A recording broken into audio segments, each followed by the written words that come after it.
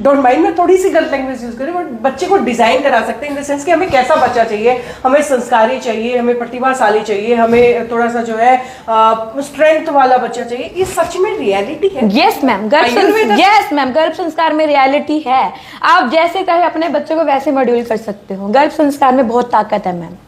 और इसके लिए करना क्या होता है? स्पेशली कुछ इसका अलग से ट्रीटमेंट रहता है कुछ? मैम जैसे मैंने बोला कि कंसीव नहीं हो रहा है, अगर कई लोग आते हैं, जैसे आजकल गर्भ संस्कार का बहुत मार्केट में ट्रेंड चल रहा है, हाँ। लोग आते हैं कि उनको नेचुरल भी कंसीव हो रहा है, फिर भी वो गर्भ संस्कार में आना चाह रहे हैं कि हम अपना बच्चे को एक प्रभावशाली, एक इंटेलिजेंट बच्चा करना चाह रहे हैं। तो आते हैं, उनको अच्छी अच्छी बुक्स दी जाती है, स्पिरिचुअल बुक्स दी जाती है, उनको न्यूट्रिशन डाइट दी जाती है, हर मंथ के बाद डाइट चेंज की जाती है, उसके बाद उनको मंथ के बाद मेडिसिन चेंज की जाती है। और आप मैम आयुर्वेद में बहुत ऐसी चीजें हैं जिसमें आप नेचुरल कंसीव और जिस तरीके से चाहे आप उस तरीके से अपना बच्चा पैदा कर सकते हो। लेकिन भाई एक जमाना हुआ करता था जब छोटी छोटी उम्र में बच्चों की शादी कर देते थे और छोटी छोटी उम्र में उनके भी बच्चे हो जाते थे, लेकिन ट्रेंड बदला, टाइम बदला, अब जमाना आ गया कि 30, 32, 35 साल तक की उम्र तक कोई शादी करवाना नहीं चाहता है, और करवा लेते हैं तो उसके बाद फिर उनको बच्चे नहीं होते हैं। उसके बाद जो है अलग अलग हॉस्पिटल, अलग अलग डॉक्टर के चक्कर काटने पड़ते हैं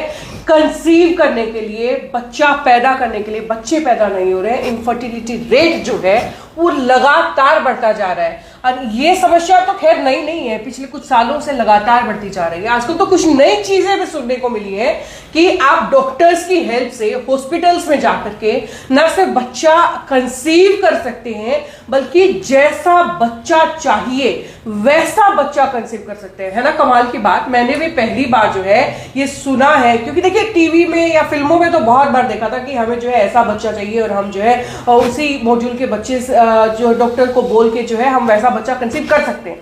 क्या रियलिटी है? और एक जो मेरे साथ ये डॉक्टर नेहा महाजन है, आपको बता दूं कि गुड़गांव के ग्रीन जो नेचर आयुर्वेदा हॉस्पिटल में फिलहाल मौजूद हूं और एक्सपीरियंस डॉक्टर हैं, डॉक्टर नेहा मेरे साथ मौजूद हैं। इनसे सारे सवाल पूछेंगे कि सच में क्या बच्चे को कंसीव करना, और वो भी अपने पसंद की क्वालिटीज वाले बच्चे को कंसीव करना सच में एक रियलिटी है या नहीं है? बहुत सारे सवाल है। मैम स्वागत है सिटी बिग न्यूज़ पर आपका। Thank you ma'am. मैम एक जमाना हुआ करता था जब शादी होते ही तुरंत कंसीव हो जाया करता। आजकल पेरेंट्स या कपल्स जो है घूम रहे हैं अलग अलग हॉस्पिटल्स में, इनफर्टिलिटी इतनी ज्यादा है और कारण नहीं पता चल रहा है कि क्यों आजकल हर कपल जो है वो कंसीव नहीं कर पा रहा है। कारण क्या है ये? मैम मल्टीपल फैक्टर्स काम करते हैं इसके पीछे। फॉर एग्जाम्पल के लिए आपने एक मेरे को क्वेश्चन पुट किया कि मैम पहले जमाने में जल्दी कंसीव हो जाता था, मैम पहले जमाने में शादी भी जल्दी हो जाती थी, तो ऑब्वियसली जो एग है, जो स्पर्म काउंट है, वो एक बैलेंस में रहता था जहां उसकी क्वालिटी अच्छी होती थी। अगर आप 30 के बाद शादी कर रहे हैं तो कहीं ना कहीं आपका ओव्यूलेशन फेज, स्पर्म काउंट का लेवल थोड़ा कम हो जाता है। कि जो बहुत सारे जो हमारी यंग जनरेशन के जो बच्चे हैं जो चाहते हैं कि भाई पहले कैरियर सेट कर लिया जाए उसके बाद शादी की जाए, तो ये कहीं ना कहीं गलत डिसीजन है आपके हिसाब से? मैम गलत भी नहीं बोल सकते, अगर आप अपना लाइफस्टाइल सही रख रहे हो। हाँ। लाइफस्टाइल अगर आपका सही है तो आप 32, 35, 40 में भी आप कंसीव कर सकते हो, बट आपका लाइफस्टाइल सही होना चाहिए। आपका स्ट्रेस, डिप्रेशन, एंजाइटी, जहाँ जो भी आपको हार्मोन बैलेंसिंग के इशू आ रहे हैं उनसे दूर रहना चाहिए। अच्छा इसमें एक चीज ये भी, क्योंकि देखिए क्योंकि जब भी किसी बच्चे को जन्म लेना होता है तो सिर्फ माँ को ही रिस्पॉन्सिबल माना जाता है, और इसलिए बांझ शब्द जब हम सुनते हैं तो हमें सबसे पहले जो इमेज बनती है वो किसी एक महिला की बनती है।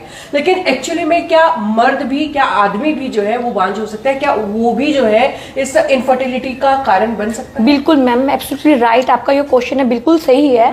मेरी ओपीडी में मैम कम से कम डेली के 5 से 7 केसेस आते हैं जिसमें 3 से 4 जो पेशेंट का इशू होता है वो मेल का इशू होता है। उनका स्पर्म काउंट जहाँ तो नील होता है, जहाँ फिर बिल्कुल ही क्या बोलते हैं उनका क्वालिटी अच्छा नहीं होता है। कईयों का क्या होता है कि क्वालिटी अच्छा होता है, उनको कोई ना कोई स्ट्रेस, स्मोकिंग, अल्कोहल की हैबिट होती है, जहाँ वो तम्बाकू ज्यादा लेते हैं, तो इस तरह का हैबिट इशू रहता है जिसकी वजह से वो कंसीव नहीं कर पाते। लाइफस्टाइल कुछ मैम। अच्छा अब वहीं अगर मैं बात करूं, क्योंकि मैं बहुत सारे ऐसे लोगों को देखती हूँ, मेरे भी कुछ नोन ऐसे हैं जो सिर्फ अपने मतलब कंसीव करने के लिए अपने आप को बड़ा फिट रख रहे हैं, जिम जा रहे हैं, हेल्दी खा रहे हैं, बट स्टिल कंसीव नहीं कर पाते, तो उन केसेस में क्या रीजन जो है सबसे ज्यादा रहता है? मैम बहुत सारे रीजंस रहते हैं। अब आप हेल्दी लाइफस्टाइल अगर रख रहे हैं, बहुत सारे हमारी बॉडी में विटामिन है, मिनरल्स की कमी हो सकती है, किसी को थायराइड का इशू हो सकता है, किसी को स्ट्रेस, डिप्रेशन, एंजाइटी का इशू हो सकता है। यानी कि फिजिकली अगर कोई फिट है और मेंटली फिट नहीं है तो वहां पे भी बिल्कुल मैम, बहुत जरूरी, यही तो इम्पोर्टेंट है, सबसे ज्यादा इम्पोर्टेंट है मैम।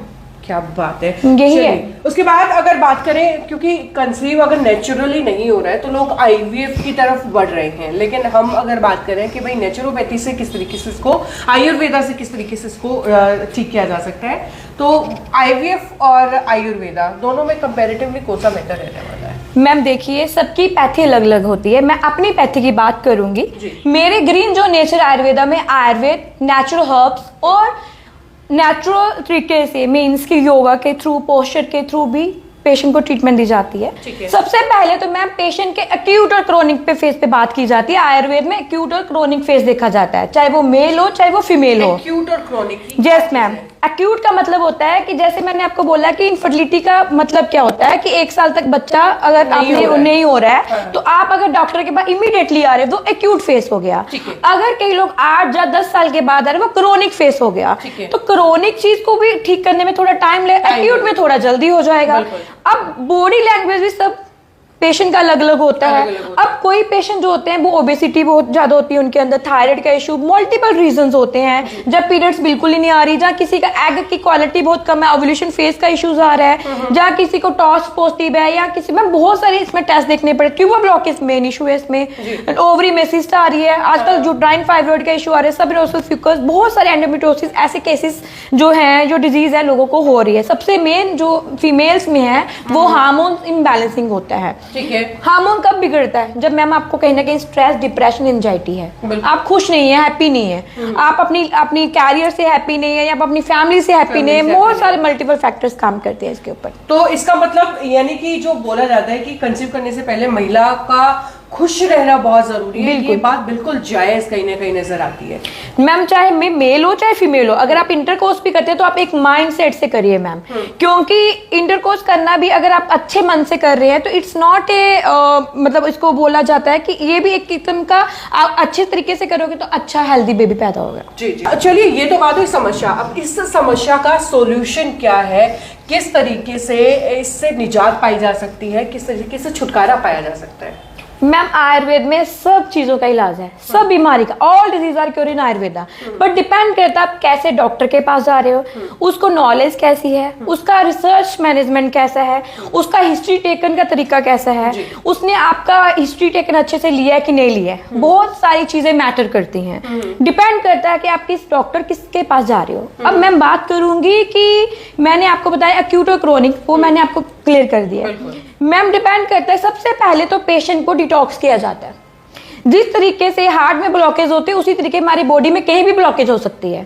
जैसे मैंने ट्यूबर ब्लॉकेज का नाम लिया, फाइब्रॉइड सिस्ट है, क्या एक किस्म का ब्लॉकेज तो है। एक सेल के अंदर ट्रिलियन सेल्स होता है, अगर एक सेल डेड हो गया तो ट्रिलियन सेल डेड हो गया, एक सेल डेड हो गया तो इसका मतलब ट्रिलियन सेल डेड हो गए। तो ब्लॉकेज आई, उस ब्लॉकेज को हमने हटाना है तो उसको हमने नेचुरल तरीके से हटाना है। अगर आप नेचुरल तरीके से हटाओगे तो Ayurveda has no side effects, Ayurveda का कोई भी साइड इफेक्ट नहीं है और नेचुरल तरीके से कंसीव करवाया जाता है। इसमें बहुत सारे प्रोसीजर्स होते हैं, जैसे मैम लीस्ट थेरेपी भी हम अप्लाई करते हैं। जैसे ट्यूबर ब्लॉकेज का पेशेंट है, मैं उस पर लीस्ट अप्लाई करती हूँ। कई लोग होता है कि वो बेन्स के थ्रू या ड्रेनेज के थ्रू करते हैं, कई लोगों को वो पेनफुल लगता है, तो आयुर्वेद में कोई भी बिना पेनफुल के नेचुरल कंसीव करवाया जाता है। उत्तरवस्थी मेल उत्तरवस्थी होता है, फीमेल उत्तरवस्थी होता है। अगर कोई पेशेंट ओबेसिटी का है, वो मेल भी होता है, वो फीमेल भी होता है, उसके लिए मेरे हॉस्पिटल में कोलोनोस्कोपी है। कई लोग होते हैं कि हमें भी आप पे भरोसा नहीं है जी, हम कैसे मान लें आप पे कि हम मेडिसिन नहीं लेनी है, तो हम उसको कोलोनोस्कोपी के थ्रू उसका फैट को पहले रिड्यूस करते हैं, उसको डिटॉक्स करते हैं, देन पंचकर्मा करते हैं, फिर उसके बाद एक फेस आता है उसके लिए उत्तरवस्थी और हर्ब्स, आयुर्वेदिक हर्ब्स के थ्रू उसका ट्रीटमेंट किया जाता है। देन जब पेशेंट को कंसीव हो जाता है मैम, उसके बाद हम गर्भ संस्कार पे बात करते हैं। जैसे एलोपैथी में हर मंथ में मेडिसिन चेंज की जाती है, उसी तरह हमारे आयुर्वेद में गर्भ संस्कार में क्या होता है कि मासानुमासिक ट्रीटमेंट दी जाती है, जिसमें आपका बच्चा हेल्दी और बच्चे का और माँ का एक बाउंडेशन बनता है, एक अच्छा से एक बनता है कि माँ और बच्चे की आपस में फीलिंग होती है, और बच्चे को, माँ को स्पिरिचुअल बुक्स दी जाती है पढ़ने के लिए, जो कि बच्चा आजकल देखा होगा कि आजकल के बच्चे उस तरीके के एक्टिव नहीं है। कई बच्चों को मेंटली इशू आ रहा है, कुछ ना कुछ इश्यूज आ रहा जी। है, लेकिन अगर कोई ट्रीटमेंट ले रहा है गर्भ संस्कार के थ्रू तो उनका बच्चा हेल्दी, प्रभावशाली और अभिमन्यु जैसा पैदा होता है। आप जैसे चाहे अपना बच्चा वैसा पैदा कर ये सकते हैं। सच में पॉसिबल है? मैंने सुना था यार, चलिए ठीक है कि कोई अच्छी बुक माँ पढ़ रही है तो बच्चे पे असर जाएगा, लेकिन ये सच में मतलब मैंने सिर्फ फिल्मों में देखा है कि आप अपने बच्चे को डिजाइन करवा सकते हैं। डोंट माइंड में थोड़ी सी गलत लैंग्वेज यूज करें, बट बच्चे को डिजाइन करा सकते हैं इन द सेंस कि हमें कैसा बच्चा चाहिए, हमें संस्कारी चाहिए, हमें प्रतिभाशाली चाहिए, हमें थोड़ा सा जो है स्ट्रेंथ वाला बच्चा चाहिए। ये सच में रियलिटी है? यस मैम, गर्भ संस्कार में रियलिटी है। आप जैसे चाहे अपने बच्चे को वैसे मॉड्यूल कर सकते हो। गर्भ संस्कार में बहुत ताकत है मैम।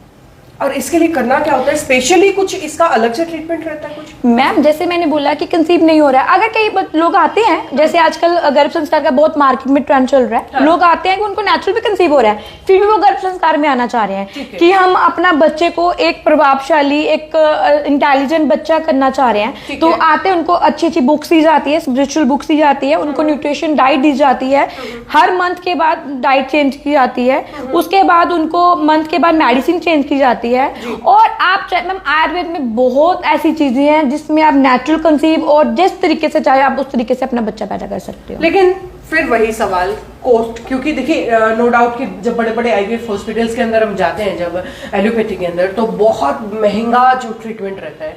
वहीं अगर हम बात करें तो कितना कॉस्टली ये ट्रीटमेंट रहता है आपके पास? मैम देखिए, हमारा जो मार्केट से हमारा जो रेट प्राइस है बहुत कम है। हमें पैसा नहीं, हमें लोगों को ठीक करना है, हमें लोगों को सही गाइड करना है, सही तरीके से उनको ठीक करना है, हमें ब्लेसिंग भी चाहिए। हमारा जो कॉस्ट प्राइस है मार्केट से बहुत ही ज्यादा लो है। यानी कि आपका कहना ये है कि ग्रीन जो नेचर आयुर्वेदा हॉस्पिटल जो है गुड़गांव का, वो मार्केट से काफी कम दाम पे जो है ये सब ट्रीटमेंट आपको देने वाला है। वेल भाई देखिए, सवाल तो नो डाउट बहुत सारे मेरे जहन में थे, लेकिन कुछ ही उनमें से पूछ पाई हूँ, और आगे भी जो है उनमें से कुछ एक सवाल शायद आपके जहन में होंगे, वो नीचे कमेंट बॉक्स में मेरे को लिख करके बताइए और जुड़े रहिए सिटी बिग न्यूज के साथ।